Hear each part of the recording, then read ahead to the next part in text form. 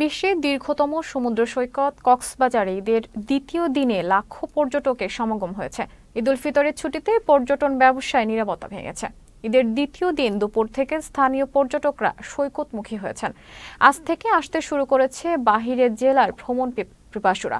পর্যটকদের বরণ করে নিতে হোটেল, মোটেল, রিসোর্ট ও রেস্তোরাঁর পাশাপাশি ক্ষুদ্র ব্যবসায়ীরা নব উদ্যমে প্রস্তুতি নিয়েছেন। ঈদের দ্বিতীয় দিনে সমুদ্র সৈকতের সুগন্ধা, লাবণী ও কলাতলি পয়েন্টের চারিদিকে শুধু মানুষের সমাগম। অনেকেই সমুদ্রে নোনা জলে শরীর ভিজিয়ে আনন্দ উল্লাসে মেতেছেন। এভাবে সবখানে বিরাজ করছে আনন্দ উৎসব। আজকে থেকে 5 এপ্রিল পর্যন্ত তারকা মানের অনেক হোটেলের রুম বুকিং হয়েছে শতভাগ। এবারের ঈদে টানা 5 দিনে 7.5 লাখ পর্যটকের সমাগম হবে বলে জানিয়েছে হোটেল, মোটেল জোনের ব্যবসায়ীরা।